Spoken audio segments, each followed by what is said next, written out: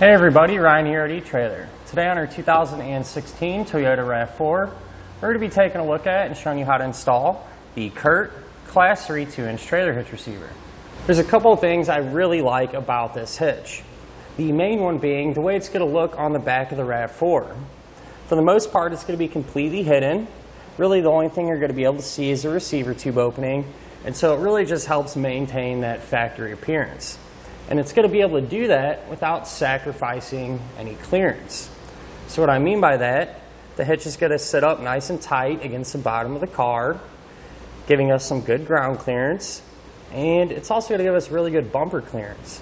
So the end of the receiver tube is going to be just about flush with our back bumper, and that should work out really well with those folding accessories. And that seems to be really popular, especially with the RAV4 owners. They like to use those fold-up bike racks and cargo carriers. So with the hitch sitting in this position, we shouldn't have any issues at all when we go to fold those accessories up. We're not going to have to worry about them contacting the back of our Toyota. So since this is a Class 3 hitch, it's going to give us that 2-inch by 2-inch receiver tube opening. That's a very common size, and a ton of different types of accessories will work out well with it. It's going to have the standard 5/8 pinhole. Now keep in mind, a pin and clip does not come included, but if you need one, you can pick it up here at eTrailer.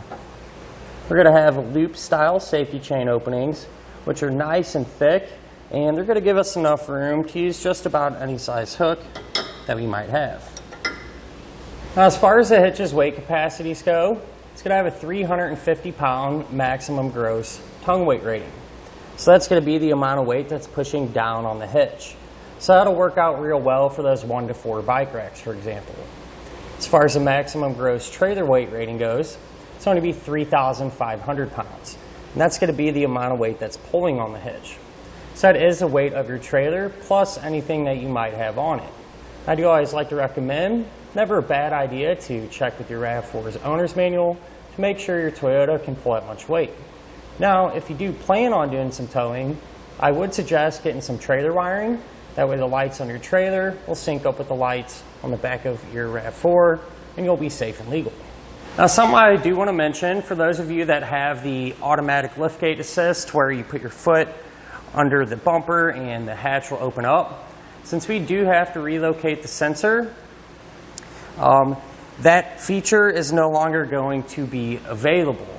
However, if it's something that's really important to you, since the sensor is right here in this area, what you could do is leave one of those small panels off, and chances are really good it would then work because that sensor would be exposed and be able to pick up the motion from your foot.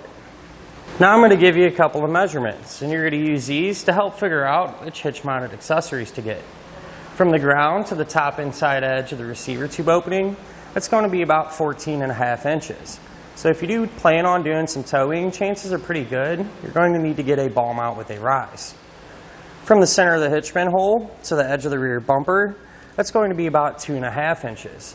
And you're going to use that measurement to help figure out that if any folding accessories you might have can be stored in that upright position without contacting the bumper. So at the end of the day, a hitch you really can't go wrong with. It's going to be really versatile and look great on the back of your RAV4. Now, as far as the installation goes, it's really not too difficult.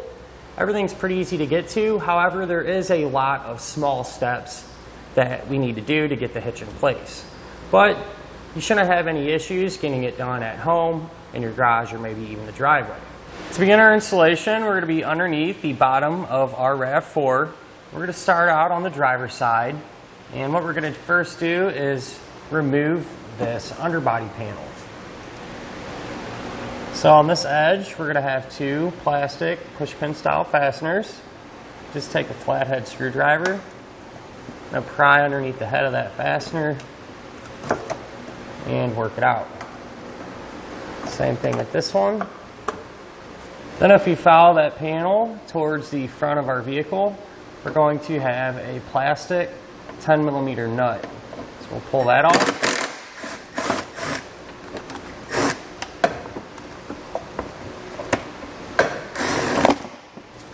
Our panel will drop down and we can just set it off to the side.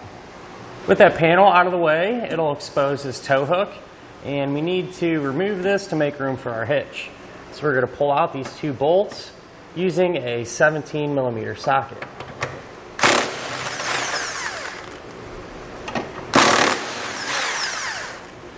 Now we can work our way over to the passenger side. We're going to have this panel here that flows over to here. We're going to need to remove both of those. So they're going to be held in place with a handful of pushpin style fasteners. So very similar to the other ones we just took out. Pretty much same technique. We'll grab a flat-headed screwdriver and pry underneath the head of it. Sometimes these can get a lot of dirt and debris in them and make them a little tricky to get out. So if that's the case, you really want to kind of take your time and work around the edges there to get them free. Sometimes too, what can help is use a trim panel tool like this. That'll kind of let you get underneath the entire head of that fastener and work it out. If you need one of these, you can find it here at eTrailer.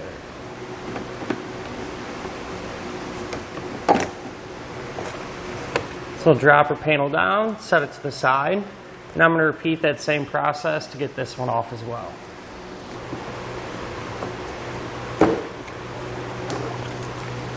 Now we're going to need to lower our exhaust a little bit to give us some extra room to work. Before we do that, I do like to just take a strap and run it from side to side. That way the exhaust will have a little bit of support and we can kind of control how far and how fast we let it down. To get our exhaust lowered, we have one rubber isolator hanger here by our muffler, and you can spray it down with some penetrating oil or some soapy water. That'll make it a little easier to get off. You can just take a pry bar and pry the rubber portion off of the metal hanger, and that'll let it drop down and give us some room. Now, if your RAV4 has the automatic liftgate assist like ours does, we are going to need to remove this kick sensor. So it's held in place by two nuts on this side here, and so we'll grab a 10mm wrench and get those removed.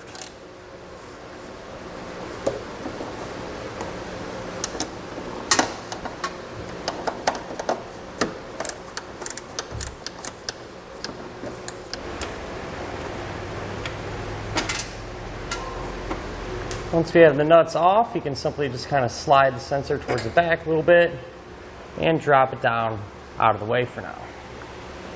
Now at this point, we can trim out a little bit of our fascia to make room for the hitch. There's a diagram in the instructions, and I just followed those measurements and used a ink pen to make out a little diagram here. This is relatively thin plastic, so you can use a few different tools or a combination of them. I'm going to use a pair of tin snips.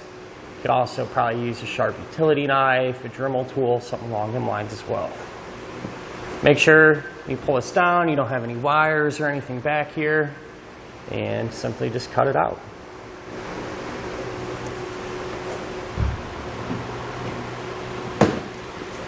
And if you want to, you can always come back with a file or some sandpaper or utility knife and kind of clean up the edges a little bit.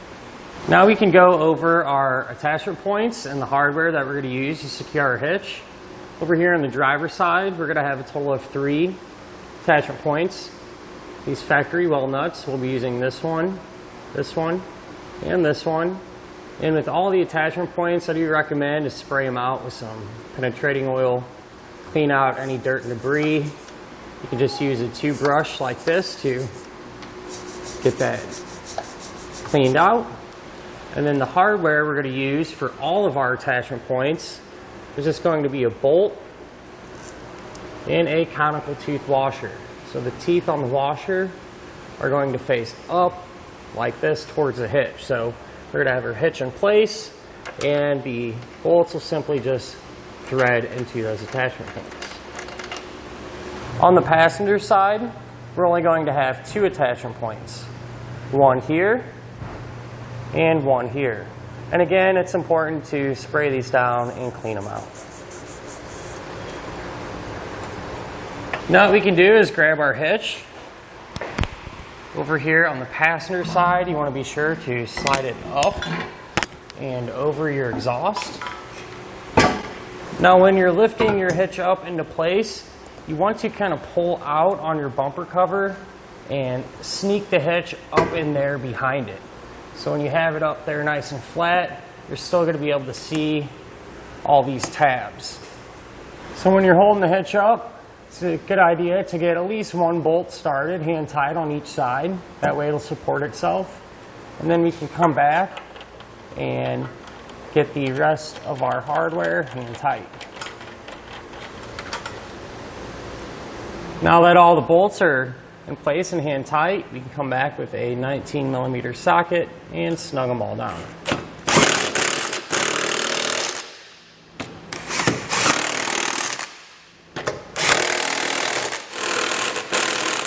At this point, we can grab a torque wrench and tighten all of our hardware down to the amount specified in our instructions.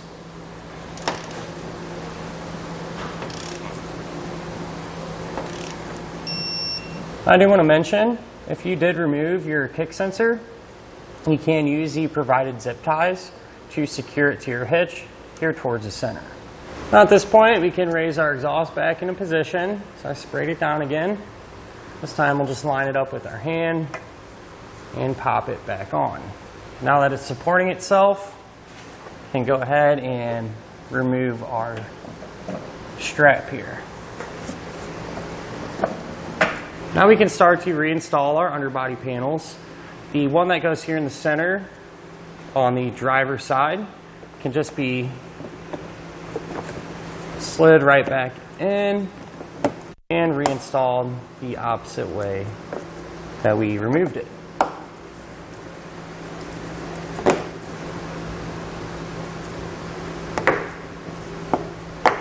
And for this panel here towards the right side of our vehicle, if you try to put it up, it is making contact with our hitch and won't let us get it into place.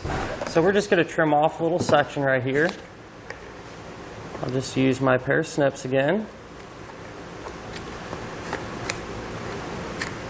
This should get us pretty close. If you don't cut enough out, we can always come back and take a little more out. And give that a try.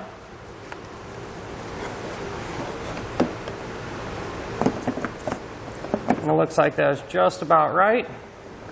Now we can simply just re-secure it. Now as far as this panel over here on the driver's side, you can do a couple of different things with it. You don't have to reinstall it if you don't want to. If you do want to put it back on, like we're going to, it will need to be trimmed out as well. So again, diagram and instructions where you can cut. Since this plastic is a little bit thicker and has some supports there, I'm actually going to use a cutoff wheel this time to make it a little easier to get this trimmed out.